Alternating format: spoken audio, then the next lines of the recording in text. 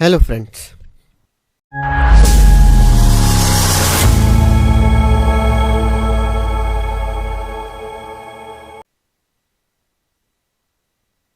अभी तक हमने देखा कि डेट और टाइम डाटा एंट्री के अंदर कैसे यूज करते हैं। आज हम कुछ अंडू और रीडू के बारे में बात करेंगे। अंडू एक ऐसी फंक्शनैलिटी है जो हम अक्सर यूज करते हैं जब भी कभी हम कोई डाटा एंट्री कर रहे हैं या जब भी हम किसी तरह का वर्क कर रहे हैं। हमसे गलतियां होना ये बहुत आम बात है। We are human beings and we make mistakes. जैसे कि आप अपने एक्सेल शीट में देख रहे हैं, हमारे पास एक रो है सेल्स। मैंने किसी कारण से ऐसे लगा कि ये डाटा सही नहीं है। मैंने लेफ्ट साइड में 2 के ऊपर क्लिक करके पूरी रो को सिलेक्ट किया और होम टैब के अंदर हमारे पास एक ऑप्शन है डिलीट, उसे डिलीट कर देता हूँ। तो आप देख सकते हैं कि मेरी जो सेल्स वाली जो रो थी वो डिलीट हो गई। हो सकता है कि मुझे कुछ और डिलीट करना था, पर गलती से मुझसे ये डिलीट हो गया। अब इस एक्शन को वापस अंडू करने के लिए हम क्या करें? आपको याद होगा प्रीवियस चैप्टर में हमने देखा था क्विक एक्सेस टूल बार। तो हमारे पास क्विक एक्सेस टूल बार में अंडू का एक बटन अवेलेबल है।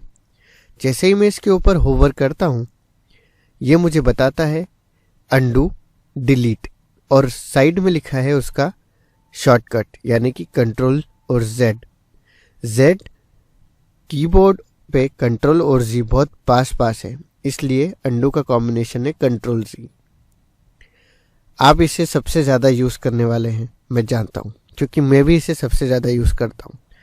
टाइप करते करते या किसी फॉर्मेट को सिलेक्ट करते करते हम अक्सर कुछ ऐसा कर लेते हैं जो हमें नहीं करना है और हम वापस से वही चीज़ चाहते हैं जो पहले थी। इसके लिए हम यूज़ करते हैं कंट्रोल जेड या अंडू। तो मैं जैसे ही यहाँ पे अंडू को क्लिक करता हूँ, मेरी सेल्स की रो वापस आ गई। ऐसे ही सपोज मैं कुछ नए फीचर्स को एक्सप्लोर कर रहा था, तो मैंने सेल्स को बोल्ड कर दिया और एक्सपेंसेस वाले कॉलम को बोल्ड भी किया, इटैलिक भी किया। प्रॉफिट वाले कॉलम को मैंने अंडरलाइन किया और इन तीनों का बैकग्राउंड कलर चेंज करके मैंने डाल दिया सपोज ब्लू। जब मैं ऐसे करता हूँ तो अब मुझे ऐसा लगा कि नहीं, मेरा लास्ट वाला जो फॉर्मेट था वही सही था। तो अब मैं जैसे ही अंडू पे जाता हूँ तो मुझे वो सिर्फ फॉर्मेट सेल्स दिखाता है, पर जैसे ही मैं उस अंडू के पास में उस एरो पे क्लिक करता हूँ तो मुझे यहाँ पर सारे जितने भी मैंने अभी तक चीज़ें यूज़ की है उन सारे एक्शंस के बारे में दिखा देता है। लास्ट लेक्चर में हमने डेट्स के बारे में लिखा था, तो उनकी टाइपिंग भी यहाँ पर वो दिखा रहा है।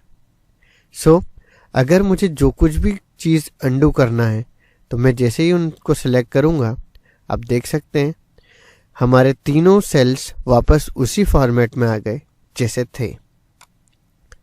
सो अगर मैं इसको वापस रीडू करना चाहता हूँ और किस लेवल तक रीडू करना चाहता हूँ वो मुझे अगर देखना है, तो मैं रीडू वाले एक्शन के राइट साइड में जो एरो है उस पर क्लिक करूँगा तो मुझे अपनी सारी एक्शंस मिल गई। मैंने चीज़ों को बोल्ड किया था, उसके बाद बोल्ड इटैलिक किया था, फिर अंडरलाइन किया था। तो मुझे सिर्फ इटैलिक तक का ही पार्ट रखना है। हमने प्रॉफिट को अंडरलाइन किया था, पर वो मुझे नहीं लेना है। तो मैं जैसे ही इसे सेलेक्ट करूँगा तो सिर्फ मेरा उतना पार्ट रीडू हो गया। सो आसान भाषा में अगर समझे तो अगर अंडू को भी अगर अंडू करना है तो हम रीडू यूज़ करते हैं। सो अब हम इसको वापस से इसके ओरिजिनल फॉर्मेट में ले आते हैं। तो मैं इसे अंडू करता हूँ। हम कितनी भी सीरीज ऑफ एक्शंस को अंडू कर सकते हैं, या तो क्विक एक्सेस टूल बार में बटन को यूज़ करके या फिर कीबोर्ड शॉर्टकट कंट्रोल और जी या जेड को यूज़ करके। पर इसका मतलब ये नहीं कि हम हमेशा ही सारी चीज़ों को अंडू कर सकते हैं। अगर हम हमारे शीट टैब में राइट क्लिक करेंगे तो ये जितने भी एक्शन हमारे पास अवेलेबल हैं, अगर इसमें से मैं कुछ भी परफॉर्म करता हूँ तो ये अंडू नहीं की जा सकती। सिमिलरली रिबन्स टैब में व्यू के अंदर हमारे पास कुछ चीज़ें हैं जो मैं अंडू नहीं कर सकता। सो अंडू कर सकते हैं, इसका मतलब ये नहीं कि हम सारी चीज़ें अंडू कर दें और हम एक ऐसी जगह पे क्लिक कर दें जो अंडू नहीं किया जा सके। सो आप जब भी एक्सेल यूज़ कर रहे हैं आपको काफ़ी चीज़ों का ध्यान रखना है कि क्या ये अंडू हो सकता है या नहीं। डाटा एंट्री शीट के अंदर कोई भी एंट्री है वो ज़रूर अंडू हो सकती है, पर अगर आप शीट टैब के अंदर कभी कुछ गलत कर देते हैं तो वो अंडू नहीं किया जा सकता।